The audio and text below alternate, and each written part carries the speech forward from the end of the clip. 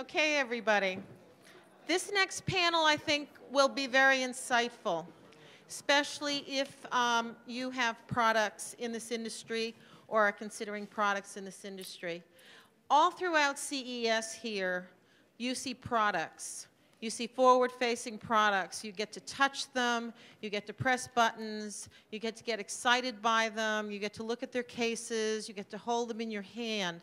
But that's not the complete product.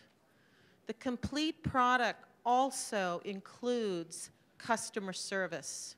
Because if that product doesn't work, you have to get on the phone and try to find out how to get that product to work and how to get that product satisfaction back in your hands and under your control. And so the one thing that we don't see is behind the scenes what it requires to make that product complete. And in my estimation, in the older adult industry, what makes a product complete is high-touch customer service. To be able to reach out and have your customers understand your answers and not have 18-year-old gum-snapping children behind the scenes there, you know, getting frustrated with someone who doesn't quite understand how to use the right technical terms to display their discontent. Sometimes they're angry. And so we've put together a panel to show you and talk to you about that completeness of the product, of what it requires to make that product complete behind the scenes. And so I'd like to introduce our moderator at this time. His name is Gary Barg, and he's the editor-in-chief of today's Caregiving magazine. Gary has dedicated the last 15 years of his life of being a caregiver of caregivers.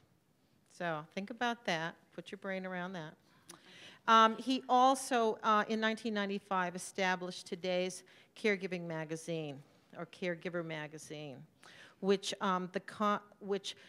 what it does for caregivers is help them with their emotional needs, their mental needs, and their spiritual support, among giving them great information and articles. And he's going to conduct this panel. So you don't want to hear from me, you want to hear from Gary.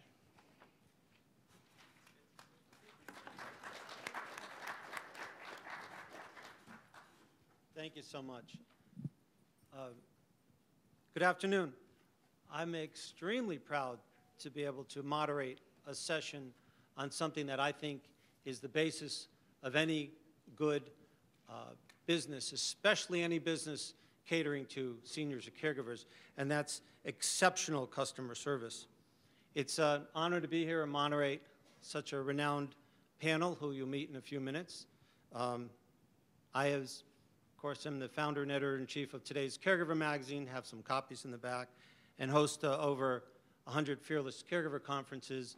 The last one, which is the 102nd, which is still floating around in the Caribbean right now, which I jumped ship in Cozumel to be here with you. So if you see any Mexican immigration folks, just let me know. I started my personal caregiving going on 20 years ago. My dad took ill and immediately retired and immediately took ill and developed bone marrow cancer and died a year later.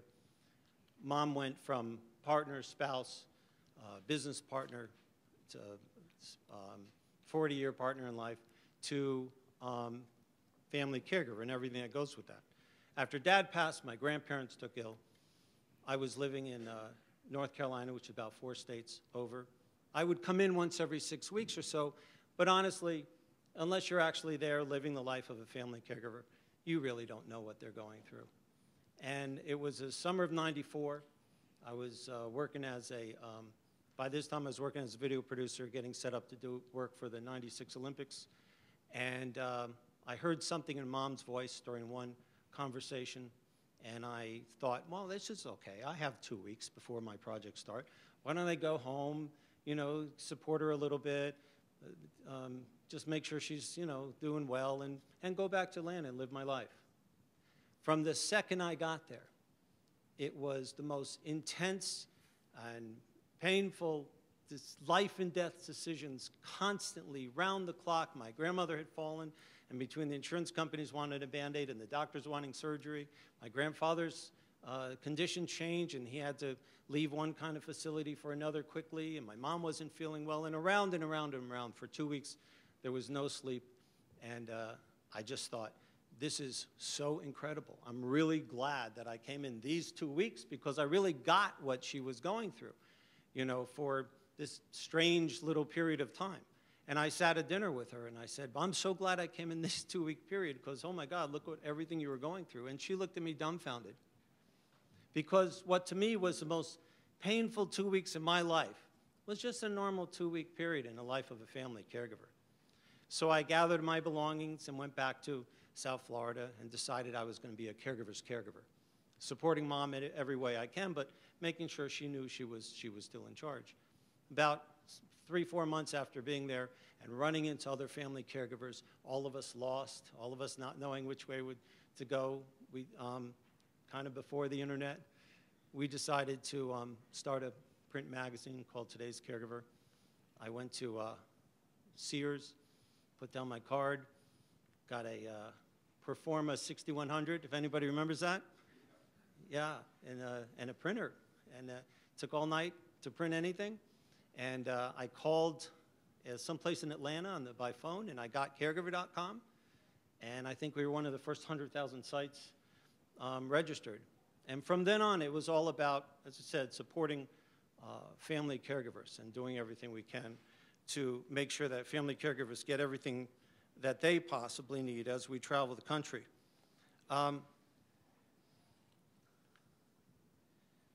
In time as we grew our organizations, I always say there's only one hard and fast rule, and that is the caregiver comes first.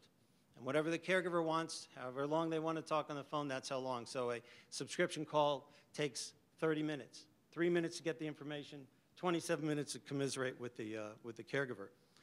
See, because I think any company to succeed as a senior in a senior/caregiver environment, exceptional customer service needs to take on greater urgency.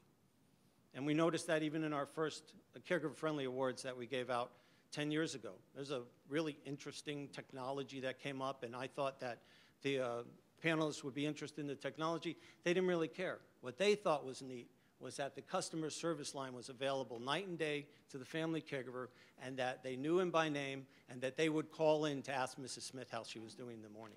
That was caregiver-friendly. When we're presenting ads for today's Caregiver magazine are too technical or have text size and background colors perfectly appropriate for people's 24-year-old designers, but inappropriate to our client base, I always call the designer directly and I say, show it to your grandmother and let's see what she thinks about it. And I feel the same way, and I know the panel feels the same way about exceptional customer service. You want to know if your customer service department's doing well? Have your mom's bridge club call them. That's when you see when the rubber meets the road. In the '92 elections, it was the economy stupid. In our office, it's always the caregiver stupid. And to produce products and services for family caregivers and seniors, it must always be customer service first. Stupid. Now for some really smart people who have some really exceptional thoughts on exceptional customer service, it's my honor to be able to turn this over to our expert panel. Now what I want to do is have each panelist, and some of them this is kind of a surprise, they're going, what is he talking about? Give me, in 2 minutes, no more, give me who you are, what your company is, what you do, and how do you personally define a great customer service experience. We'll start right here with Jeff. Thanks, Gary. My name is Jeff Hill. I'm CEO of MYGAIT. We provide computers that make it easy for seniors to get on to use computers and the internet. Cloud-based system with really customer support integrated into the fabric of our PC. You can't buy our computer and not have customer support because we won't sell it to you. So we sell a PC for $19.95 a month. You get customer support, and what do we mean by that? You get an 800 number to call and get a live voice. We will get you hooked up on the internet. We will teach you how